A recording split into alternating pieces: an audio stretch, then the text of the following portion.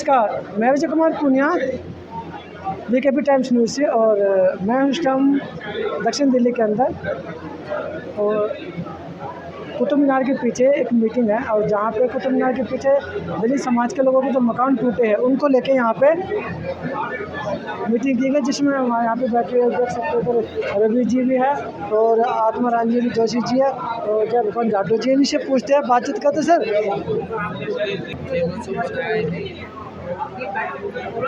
क्या चाहते हैं आप, इसमें क्या करें? ये जो दलित समाज के लोगों के जो मकान टूटे हैं यहाँ पे कुतुब मीनार के पीछे, उसको आप कैसे देखते हो और सरकार को क्या कहना चाहते हैं? नहीं, देखिए, इसके लिए एक बहुत ही दुख की बात है। कम से कम चलो, अगर कोई ऐसी बात थी तो उसमें एक नोटिस देना होता है, सो दैट कम से कम जो लोग उसमें रह रहे हैं तो वो अपना सिस्टम बनाएं। और सबसे बड़ी दिक्कत इस बात की है कि जब 25 से 30 साल से वो लोग वहाँ रह रहे हैं, तो आज ही गवर्नमेंट को ये याद आई कि भाई ये जो है डीडीए की जगह है। और डीडीए की जगह मैं इस बात को चैलेंज से कहता हूँ कि पूरी दिल्ली में ये अनथराइज कॉलोनी 1/3 से ज़्यादा अनथराइज कॉलोनी पूरी दिल्ली में बसी हुई है।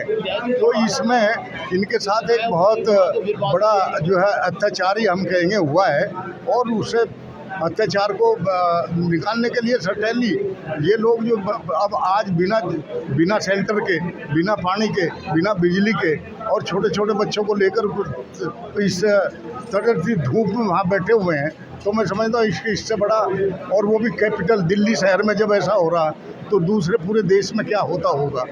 लोगों में मानवता नाम की चीज़ नहीं रही। और आज पूरा जो इसमें डीडीए की बहुत विशेष तौर से डीडीए ने जो इनको ये देना चाहिए था, एक नोटिस देना चाहिए था। अगर कोई ऐसी बात थी, नोटिस देने के बाद वो कुछ भी करते, कोई ऐसी बात नहीं, ज़रूर है अगर कोई कार्रवाई होती, ये अपना पक्ष रखते, वो अपना पक्ष रखते, तो एक सेटिस्फेक्शन होता। लेकिन इस तरह से आकर के मॉर्निंग में 9:30 बजे बिना इन्फॉर्मेशन के किसी के घर ढा देना, ये तो मैं समझता हूँ कि इससे बड़ा अत्याचार तो कुछ हो नहीं सकता। ये सरकार ऐसे करती क्यों है कि जो SC/ST पर ही अत्याचार होते हैं? यहाँ पे कुछ 2 महीने पहले भी जो है नाहरपुर के अंदर भी दलित समाज के महिला को सुबह उठा लिया गया था। जी गौतम जी, सुना जिन लोगों के घर ढाए गए वो कितने उत्पीड़न में है, कितनी उनकी आशा आशंका इस देश के इस जितने भी साथी हैं, समाज सेवक हैं,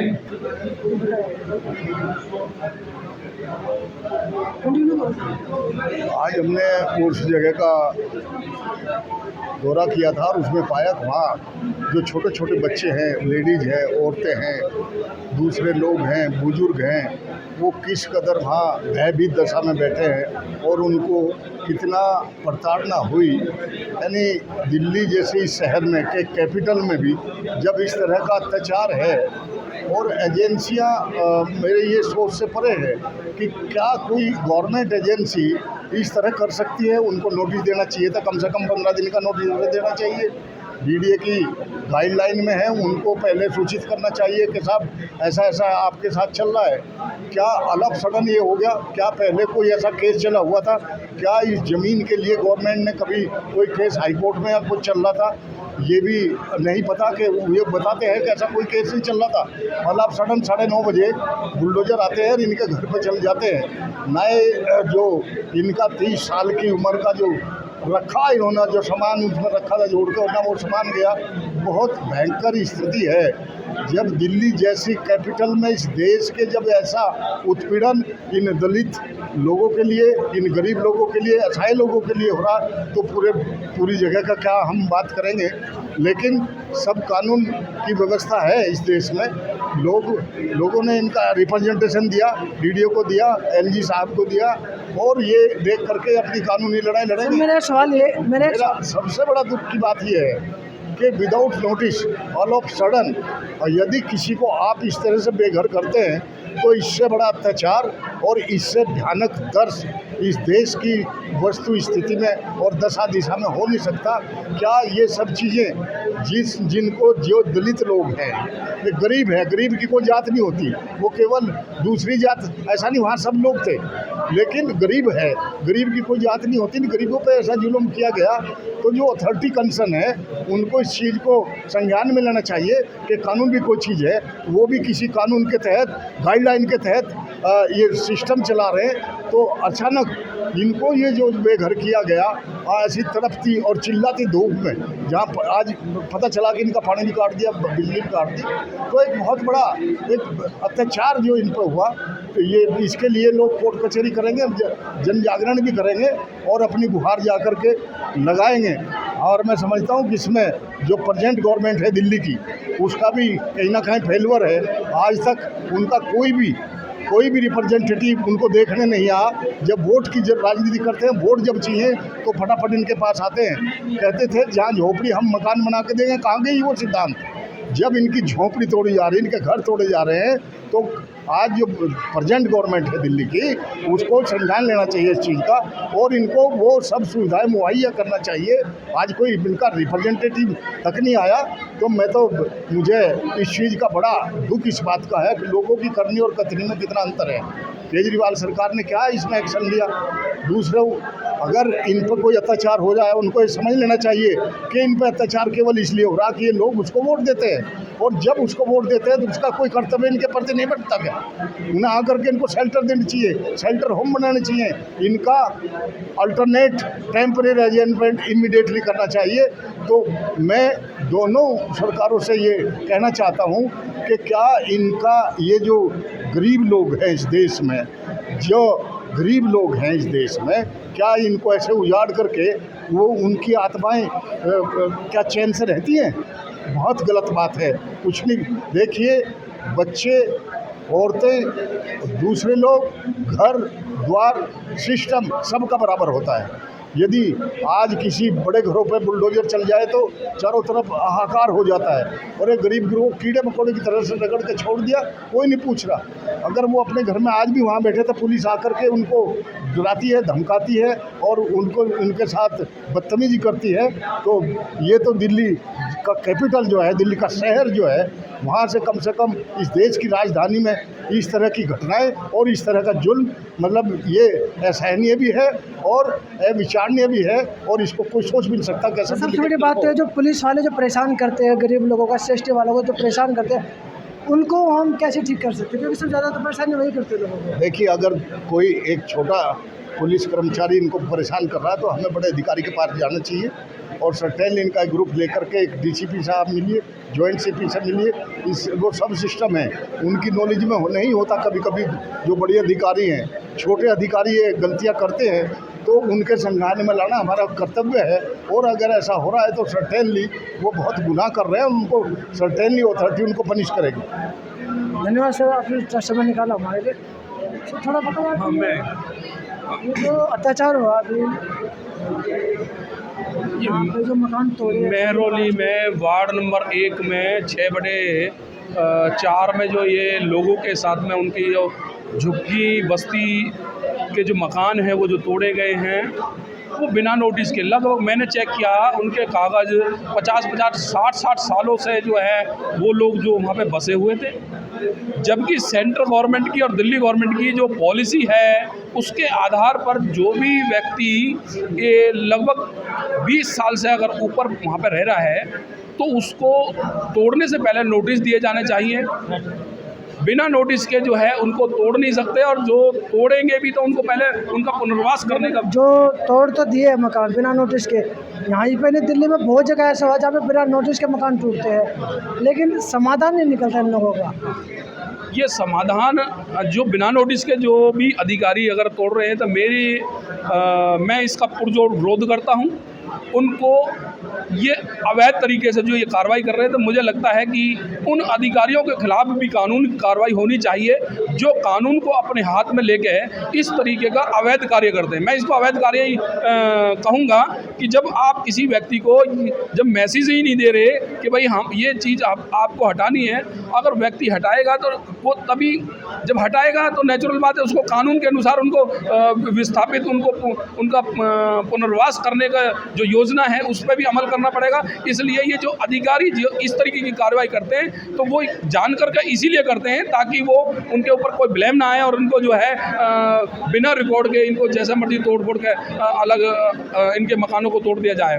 तो ये कानून का विरुद्ध एक काम हो रहा है। अगर किसी भी तरीके कोई भी गवर्नमेंट कर रही है, मैं हर प्रत्येक उस गवर्नमेंट का विरोध करता हूं जो इस कानून का जो कानून बना दिए गए हैं, ये पूरा देश जो है ये कानून से चलता है, ना कि ये किसी की घर की बाप की बपौती नहीं है कि जो उनके मन में आए और वो उसी तरीके से अपना बिहेवियर करते रहें और लोगों को उजाड़ते रहें। हमारे साथ है विजेंद्र कुमार जी जो अभी सामाजिक मीटिंग हुई मैंने आप लोगों को दिखाई है और तमाम समाज के लोगों को दिल्ली से तमाम लोगों को जहाँ पे बुला के उन्होंने एकत्रित किया और जो मकान तोड़े गए कुतुब मीनार के पीछे जो मकान तोड़े गए शेड्यूल कास्ट के उनके लिए जो भागदौड़ कर रहे हैं संघर्ष कर रहे हैं उन्हीं से जानते हैं। सर अभी तक आपने इतना संघर्ष किया, क्या फ़ायदा पहुँचा? मैं सर्वप्रथम विजय पुनिया जी जो तिरंगा भीम न्यूज़ चैनल है इनकी तरफ नाम से चेंज करते हैं बीकेपी टाइम्स हो गया। अच्छा बीकेपी टाइम्स, मैं इनका धन्यवाद करता हूं कि समाज के जो पीड़ित परिवार हैं जो बेघर हुए हैं इनके बारे में इन्होंने सुना और ये मौके पे पहुंचे और इस मीटिंग में आए। मैं ये कहना चाहूँगा कि जो भी डीडीए, एमसीडी, हॉर्टिकल्चर जो भी डिपार्टमेंट ये पुनर्वास योजना या जहाँ जोगी वहीं मकान इस योजना के तहत कोई काम नहीं हो रहा, ये बिगन नोटिस दिए तानाशाही करके लोगों को बेरहमी से वहाँ से हटा के इनके घरों को बर्बाद करके जितनी भी दिल्ली के अंदर झुग्गी झोंपड़ी हैं उनको बिगन नोटिस दिए। डीडीए के अधिकारी कहते हैं कि ज़मीन हमारी है तो हमें नोटिस देने की आवश्यकता नहीं है। तो संविधान से हट के संविधान की पालना ना करके उसके विपरीत जाके ये संस्थाएं काम कर रही हैं और ये अत्याचार है, ये जुल्म है। जहाँ झुग्गी हैं, झुग्गी इनको कहते हैं, ये 70 साल से ये वहीं परिवार रहते थे, इनके 50 साल के बच्चे हो गए, ये वहीं रहते हैं। स्कूल सर्टिफिकेट, मृत्यु प्रमाण पत्र, हॉस्पिटल में जन्म प्रमाण पत्र, सारे proof, ID proof, house tax ये देते हैं और ये राशन कार्ड, पैन कार्ड या आप इनके आधार कार्ड, इलेक्शन कार्ड, सारे प्रूफ हैं। उसके बावजूद ही डीडीए कहते हैं ज़मीन हमारी है। डीडीए 70 साल पहले तो डीडीए कहाँ था? अमीरों के घर जहाँ ये मकान तोड़े गए पुख्ता मकान बने हुए थे, इनके पुरखे भी यहीं रहते थे। तो जो अमीरों के, सरमाईदारों के, दबंग लोगों के जहाँ इनके घर हैं उससे 100 मीटर आगे तक बसे हुए, उनको खरोंच तक नहीं आई। उनके खरोच क्यों नहीं आई? उनको खरोंच इसलिए नहीं आई कि डीडीए या पुलिस प्रशासन या केंद्र की सरकार ये जो दोगली राजनीति है, ये दोहरा मापदंड है, ये चल रहा है। वो अमीर हैं, वहाँ पे ऑलिव रेस्टोरेंट चलता है, कर्मा शोरूम है, वहाँ पे और भी तमाम शोरूम है। उन्होंने डीडीए की ज़मीन, जो डीडीए कहता है कि ये मेरी ज़मीन है, तो वो जो उन लोगों का कब्जा है वो डीडीए की नहीं है। डीडीए की ये है जहाँ पे गरीब लोग रह रहे हैं 70 वो साल। ज़मीन को ग्राम सभा के भी बता रहे हैं लोग, जो पीड़ित परिवार है उनका कहना है कि वो जो जगह थी वो ग्राम सभा की जगह थी। वो ग्राम सभा की ज़मीन नहीं है, किसी एक सेठ की वो पर्सनल ज़मीन थी, उसकी एक्सपोर्ट हाउस कंपनी चलती थी। उन्होंने आज से 60-70 के दशक में ये उसमें काम करते थे, उनको सर्वेंट क्वार्टर के लिए रहने के लिए जगह दी थी। पहले जो उद्योगपति थे जो वहाँ पे श्रम करते थे उनको जगह वहीं रहने के लिए दिया करते थे। ये उसी की ज़मीन है, ये जो लोग रहते थे वो ज़मीन उसी की है, वो दिल्ली में तो रहता उसके है। पेपर तो होंगे ना, जो उन्होंने जब जगह दी थी कुछ लिखित में दिया होगा, पेपर्स वगैरह। इनको लिखित में नहीं दिया, इनको एक राहत के तौर पे एक वहाँ काम करने वाले मजदूरों को श्रम क्वार्टर दिए गए। बाकी ज़मीन के कागज़ आज भी उस लाला के नाम है। और ये ज़मीन अगर ज़मीन उस लाला के नाम है तो डीडीए की कैसे हो गई? डीडीए पूरी दिल्ली का जिनके घर मकान बने वो रोज़ बिल्डोजर लेके जाता है, और नाजायज़ जो कब्जे हैं उनके पास नहीं जाता है। जो गरीबों के अपने घर हैं, जो पुश्तैनी घर हैं, उनको तोड़ रहा है। ये ज़मीन डीडीए की है ही नहीं। तो इसका समाधान क्या हो सकता है कि डीडीए टाइट हो जाए? इसका समाधान सेंट्रल गवर्नमेंट करे, दिल्ली गवर्नमेंट करे, जन आंदोलन हो, इन अधिकारियों को तलब किया जाए, इनको जेल भेजा जाए। ये अनुचित कार्रवाई करते हैं, इनके ऊपर मुकदमा दर्ज किया जाए। ये बिल्कुल बेरहमी से काम करते हैं, बिजली पानी सब काट देते हैं, ह्यूमन राइट कुछ है नहीं, मानव अधिकारों के उल्लंघन करते हैं। कोई इनका फंडामेंटल राइट है वो नहीं मिलता।